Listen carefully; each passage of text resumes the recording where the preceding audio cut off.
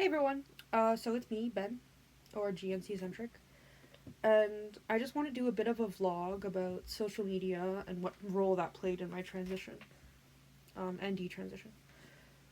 Uh, so I was watching the Peak Resilience Project, they did a video about that. I just watched it literally right before I started this, so I'm doing this right now. So at the very beginning, when I was a child, my parents were very, careful with my internet usage. Like me and my sister, we had like this little USB stick that plugged into our mainframe. Our what do you call those things? Desktops, and it would give us Wi-Fi. So if we had this thing, we had Wi-Fi, and our parents would take it away, and then we wouldn't have Wi-Fi. So this this was a normal thing in my household until I was like 13, 14, I think.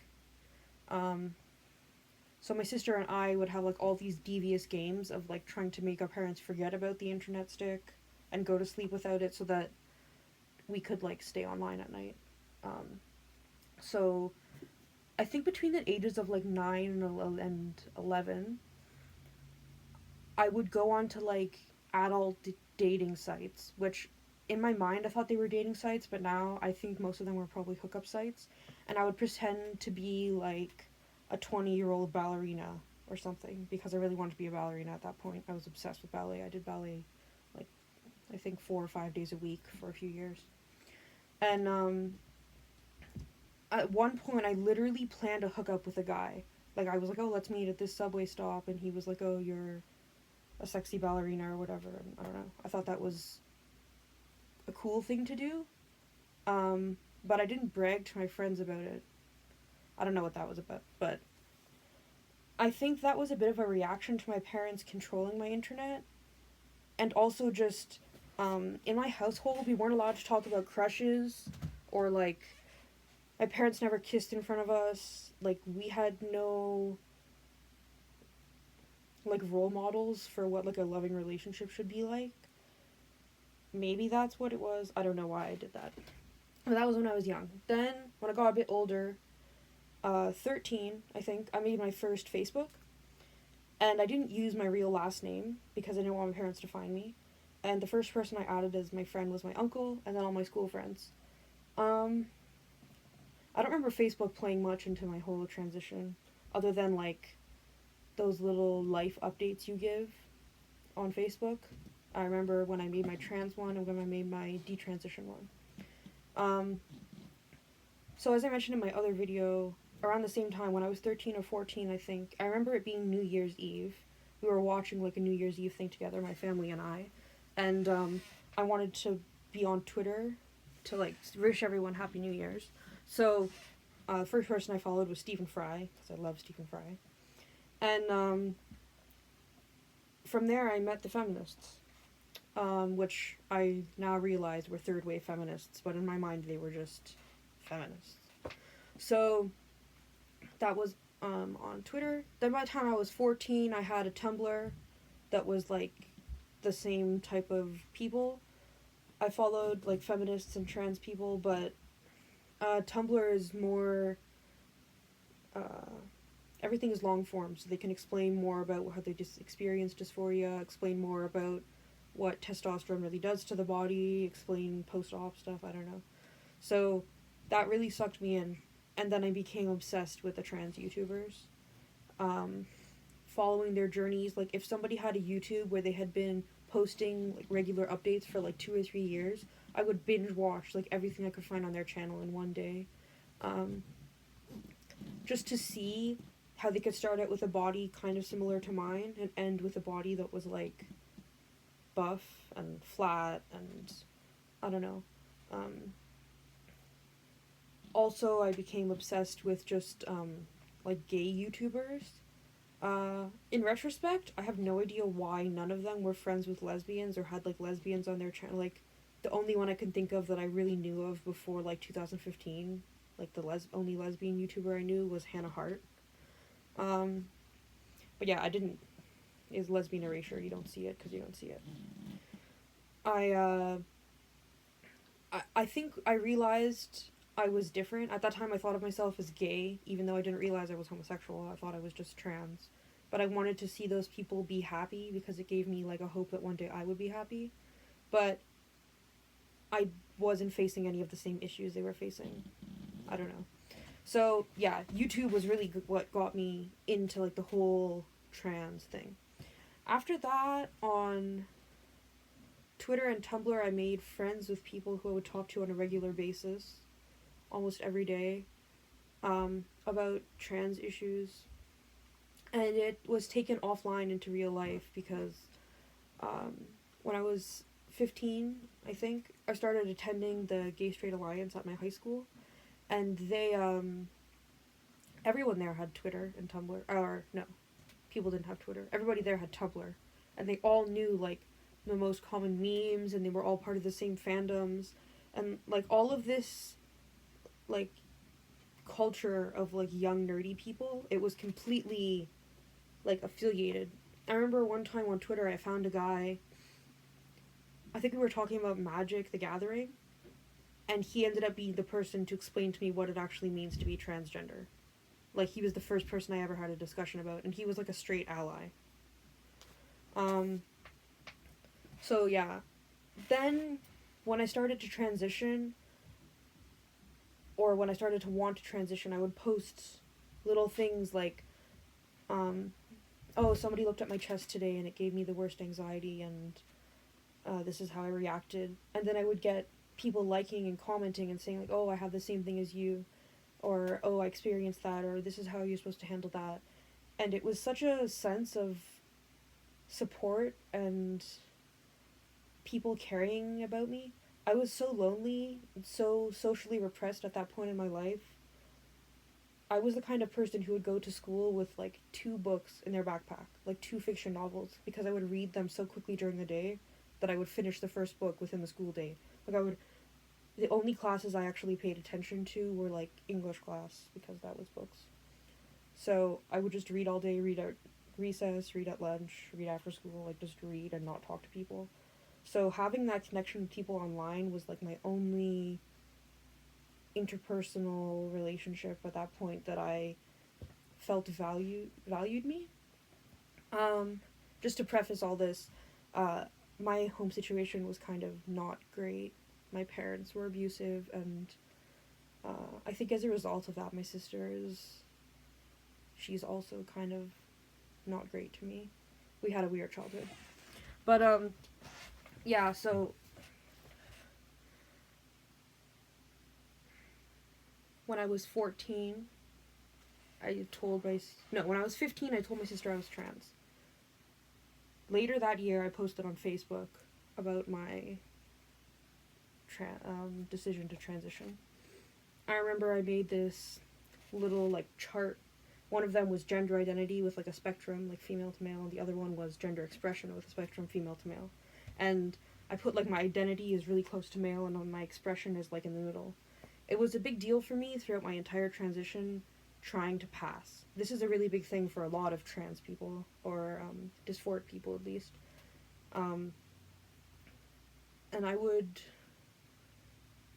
the spectrum of expression was kind of my way of saying, it's okay if I wear something sparkly once in a while, it's okay if I wear something pink once in a while, that doesn't make me not a man, because I'm not trying to, like, look only like a man, which is kind of dumb.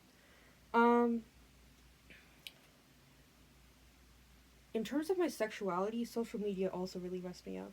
So, like I said, I used to read a lot. I still read a lot, but not as much as when I was a kid. And I read a lot of gay romance novels. I just liked them. I don't know. Part of this definitely had to do with my my aversion to my own anatomy, or female anatomy at all. I think that's a big part of why I became obsessed with that. But on Goodreads, I faked my age, and there was a point where, like, authors were giving me free copies of their books to review them, and they thought I was, like, 19, but I was, like, 14. And I think that played a pretty big part in my sexual development. I think I basically conditioned myself to think that's what, like, that's what healthy sexual behavior is, or that's, like, what sexual behavior is. like, if you're not doing that, you're not being sexual or something. So, on Goodreads, that became a part of my life, like, every day. And that stretched out onto Tumblr, which with all the fanfic and, like, fan art and stuff. So, just a bit of a background about that community.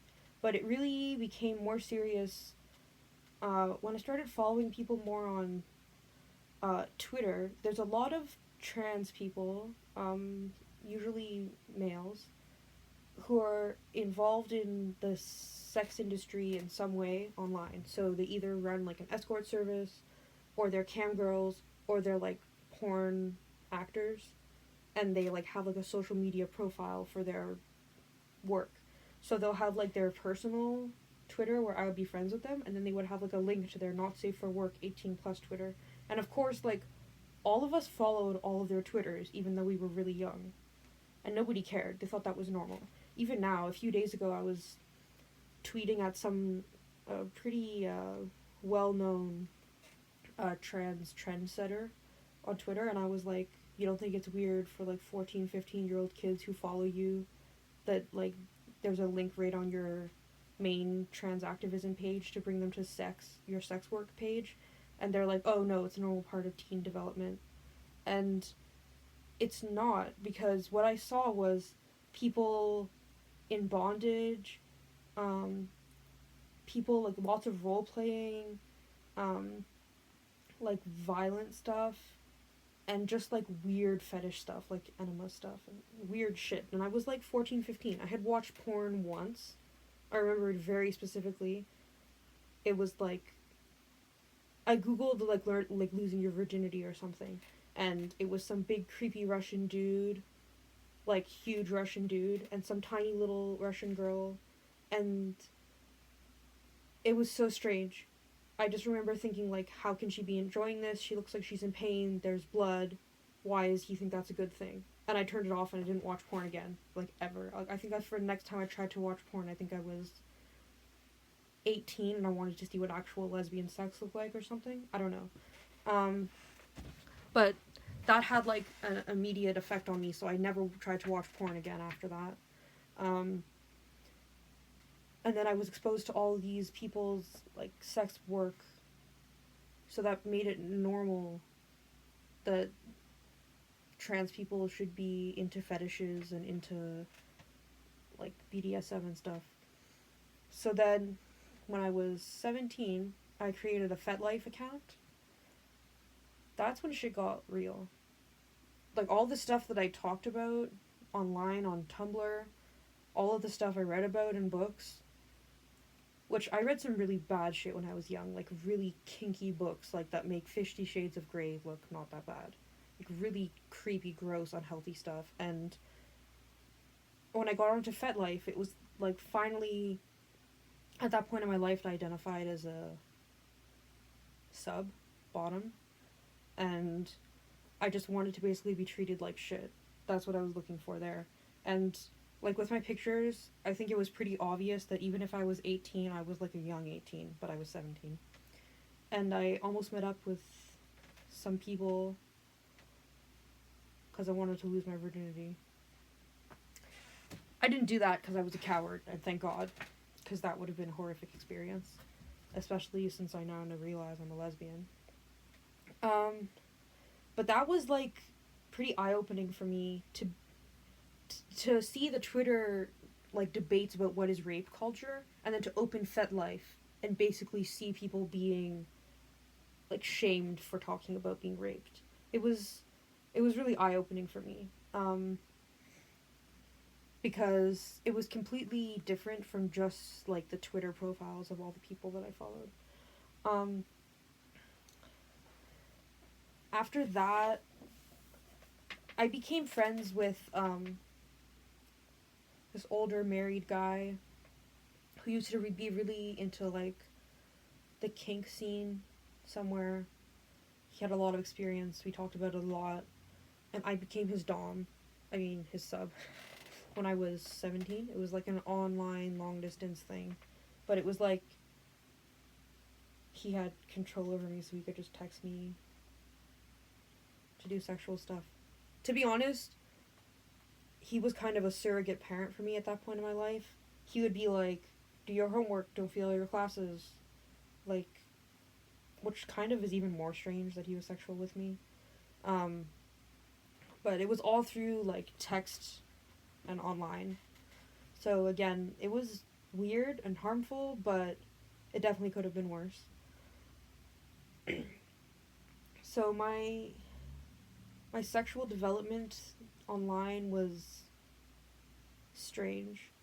Before I became friends with him, or before I had a fet life, when I was, like, younger, 15, 16, I would, like, it was normal for people in this community, in the trans, queer community, to flirt with each other on Twitter, which is not a big deal, but they would, like, flirt and become more and more explicit, and then you would enter, like, private messaging and then actually sex with each other. I started doing this pretty, I think, 15, and it was almost always, like, heterosexual male allies of the trans community, and it was such a strange thing to me, because they would identify as heterosexual, and there's that whole thing in the trans community where, oh, if you're heterosexual, then you should like trans women, right? But then they would like me, a trans man. It literally was because of the anatomy I had, regardless of what words they used for it. Like, they would always be careful, what terminology do you like? And then from there, shit would just go crazy. Like, they would say, like, violent, abusive shit and, like, think that was hot. And I was never, like, involved. I feel like they were jerking off on the other end, and I was just, like, curious. I would be like, oh, yeah, that's so hot, and just wait for their reply. I just wanted to see in real time what people actually liked. It was a strange experience. That was when, like, that was the first time in life that people sent me dick pics. Penises were disgusting.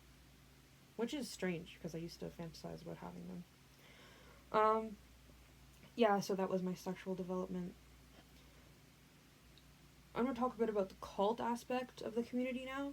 So, since I was young, I literally came from an abusive family of Christian conservatives who I knew would not be cool about me being trans. So, I would tweet about, like, oh, my parents just hurt me, oh, my parents just hurt my sister, or whatever. And people would all, like, oh, so sympathetic. Which, of course, is, like, a nice thing to do. It was the first time in my life that I ever met people who were also abused as children. I honestly didn't realize that my childhood had been abusive. Like, because if you live that, that's what you think is normal. It wasn't until I was on Twitter, and for the first time in my life, I could explain everything in detail, and people could say, like, oh, that aspect is emotional blackmail, or that doesn't make any sense, or your parents shouldn't hurt you no matter what. Like, it was the first time I could be open about it. So that was a big deal for me, but, sorry, I lost my train of thought. It became an issue of them being supportive and them demonizing my parents to the point where I didn't see my biological family as my family anymore, and I saw trans people as my family. So they kind of preyed on the actual abuse to separate me from my family, I guess. So by the time I was like 15, 16, I would spend as much time as possible with my like trans friends, like in there's like these LGBT youth groups and LGBT like youth spaces. I don't know what you call them, but they were just open all the time, so we'd go hang out there and spend as little time as possible with my family, because I thought they basically didn't know me. They were strangers to me. They didn't understand me. And that's a really big part of the queer cult, is to make you feel like you're isolated from everyone who is not also queer. So then after that, when it becomes an issue of transition, like, I got a letter from my therapist when I was 17 to transition to get hormones, and I went to the doctor to get them, but I realized, like, I couldn't take them because obviously my parents would realize something was up, obviously. So people were, like, offering, like, oh, if you start a GoFundMe, I'll give you money so you can get your own apartment, so you can live by yourself, so you can transition. Or there was another time, I'll just say this person's name, Sophia Banks offered me to, like, crash on her couch once because I had had, like, a big fight with my family. I remember the specific event. I had, like, texted all of my friends from high school, like, oh, can I have a sleepover? But it was weird because it was a Thursday night, and, like, you don't sleep over at people's houses on a Thursday night. And then she, like, DM'd me on Twitter and was like, oh, if your home situation is that bad, I have a place for you. Which, again, of course that's a nice thing to do for somebody who's unsafe. But at the end of the day, what happens is you're, like, taking these children into your environment, and then you're the one who's, like, being the parent. So if you're the one who's also like, perpetuating ideas of, like, kink and, like, porn culture and, like, the subjugation of females, that's really fucked up for that kid. So yeah, that was part of the cult mentality.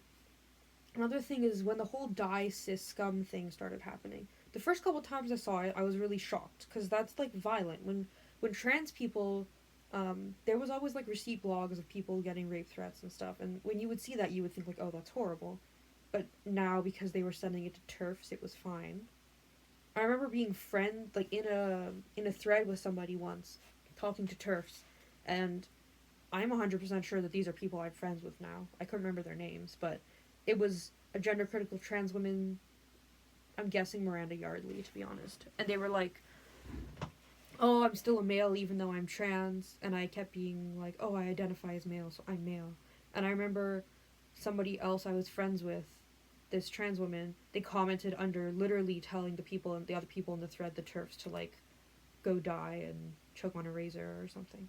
And I remember being so shocked. I was like, that's the thing that we have receipt blogs about. It's okay for you to do that to them. You call yourself a feminist and you're attacking women. This is one of my first, like, flags something was weird. Well, not first, but there was a few things before that I mentioned. And at this point in my life, I became BFFs with this gay guy, actual homosexual gay guy, on Twitter. There was the whole Chelsea Poe incident where she said, oh, I'm the only lesbian in porn. And then, or no, some other lesbian said I'm the only lesbian in porn. And Chelsea Poe, a trans woman, replied saying she was transphobic for not wanting to, like, suck a dick or whatever. I think that's the words they used. And again, I was like, we talk about rape culture, we talk about consent, but now it's, this person doesn't have the choice of consent. Like, people in porn, they're always like, oh, porn is all, like, fun, people make choices, they do what they want, and it's like this person's being shamed for not doing this specific type of porn. That was contradictory to what I knew about the industry and the community. And then one time, Zinnia Jones was tweeting something about a common narrative that trans people have that, like, your first puberty and, like, the hormones you're born with are, like, traumatic to you. And that you're being poisoned by those hormones. So, Zinnia Jones was tweeting something like, oh, testosterone poisoned me, now I will forever have, like, big shoulders and an Adam's apple, or my voice is dropped and I can't help it. And I made a joke like, oh, haha, estrogen also poisons trans men because we have to bleed without our consent or whatever. And then immediately, not only Zinnia Jones, but a bunch of other, like, trans women or non-binary males, they all ganged up on me. I remember my tweets were, like, 20 plus notifications for, like, over an hour, and, like, I kept refreshing it, and it was just, everybody was telling me, like, no, trans men don't experience traumatic puberty, only trans women. And again, I was like, I literally fucking bleed into my underwear. And I have boobs that everybody can see. How can you tell me that's not traumatic, but your penis is traumatic? Like, it was another time where I was seeing females being told to shut up so that males could talk. Another time was some event. I actually don't know where this was. It was all online for me, but the Night of 1,000 Vaginas or something. It was some kind of,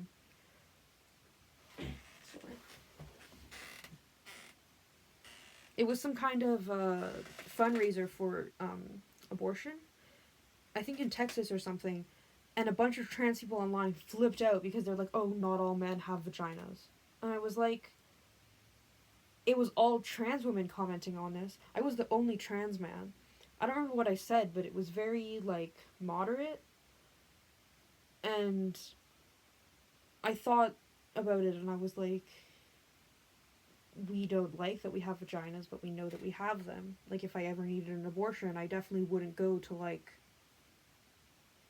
a urologist or something. I would go to a fucking OBGYN.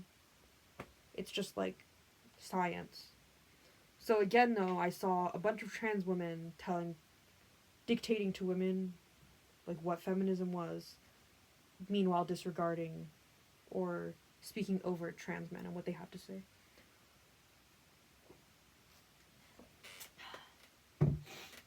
So at this point, my super close friend, this gay guy I was friends with, he started to notice people like Sophia Banks. They have narcissistic personality disorder.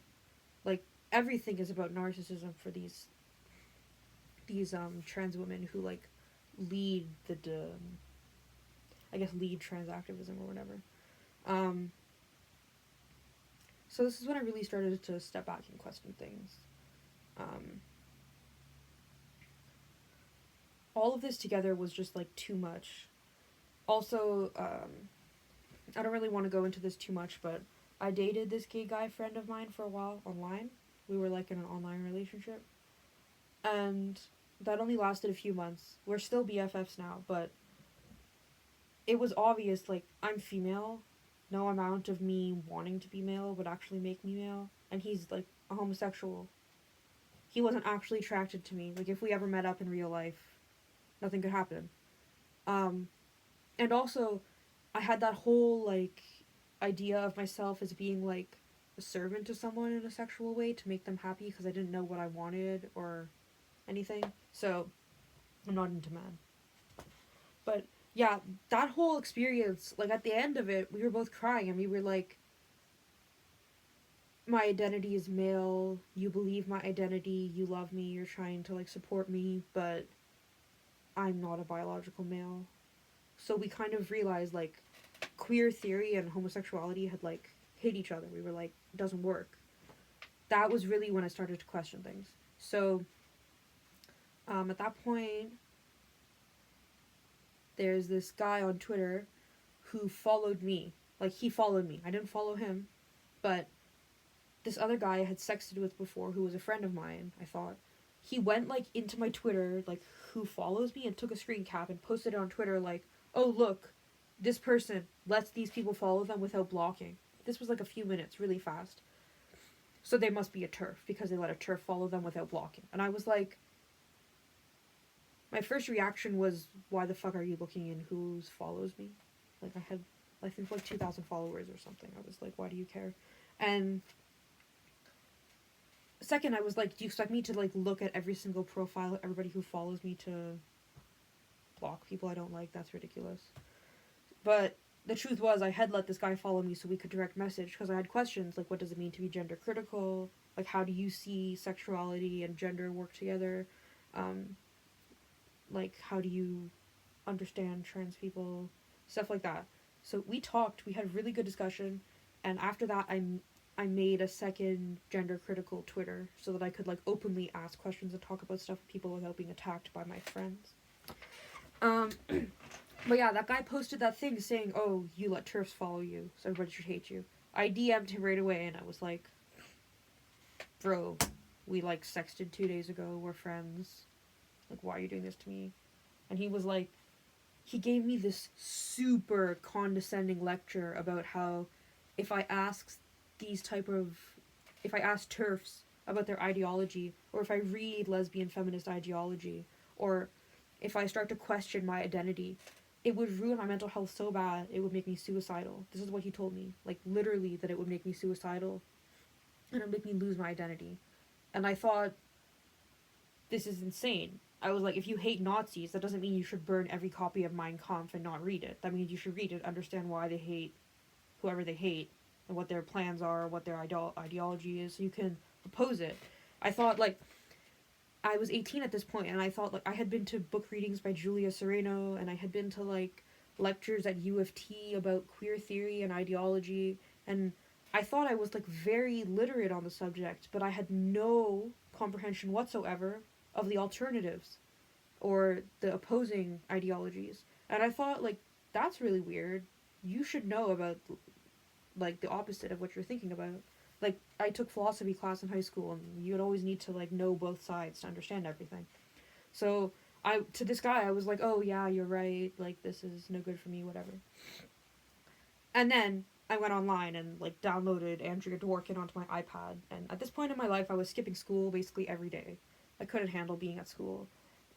So I would just, like, go to a coffee shop or a McDonald's and read Andrea Dworkin all day, and then, like, write Tumblr posts about how I interpreted what she had said. And this was eye-opening for me. I had never actually experienced feminism that was about females. And after that, there was no going back for me. So once I had that, like, gender critical Twitter, I made a gender critical Tumblr, like, to write long, like, I guess, opinion pieces about what I was reading. And from there I found a lot of, like, lesbian feminists. I found dysphoric females who were not trans for the first time in my life. And then just lots of gender non-conforming females. And I followed all of them on Tumblr, and like most young people, Tumblr was, like, something I spent many hours a day on. And this time, instead of seeing, like, gifs of porn, or seeing, like, pictures of kink, I saw, like, period positive menstruation art, and I saw, like, photographs of, like, lesbian couples cuddling. Like, all this stuff, I literally, before I would have thought, this triggers me, I need to avoid this. But I think I had just internalized a bit the idea that that triggers trans women, so it's not allowed. Honestly, my period has always been an issue for me with dysphoria, if you read my Medium piece about it. So, and, like, my chest has been an issue of dysphoria, so it was triggering for me a bit, my dysphoria, but it was kind of like exposure therapy. I saw it every day, all day, on Tumblr. I just scrolled past it, got used to it, and eventually I could actually, like, appreciate the artisticness, or whatever the point the person who posted it was trying to get across, without being, like, feeling anxiety about my body. And it helped me to see other women as, like, okay and beautiful without being disgusted about my own body, which was a big step for me to seeing my own body as female and not actually disgusting and horrible. So once that happened, I realized, holy shit, the trans community had done the opposite to me. They had completely indoctrinated me with, like, sex positive stuff that was just, like, not healthy for a young growing person. And then they had, like, shamed me from speaking about my periods because it was triggering to trans women. They had basically brainwashed me into self-censoring myself. Or that doesn't make sense. Into self-censoring. And I realized, like, I hadn't been having my own thoughts. Like, the only reason I had thought before that I was pansexual, or the only reason I thought I was gay before, was because of the fantasy of what I wanted my romantic life to look like, not because of my actual desires. So, when I was 18, I finally started questioning all this stuff, because I had gender critical feminists on Tumblr asking these questions. I finally could ask these questions myself. Yeah, so that's my video on social media and transition. I'll probably make a follow-up. Feel free to leave comments and questions in the bottom. Thanks for watching my video. Bye.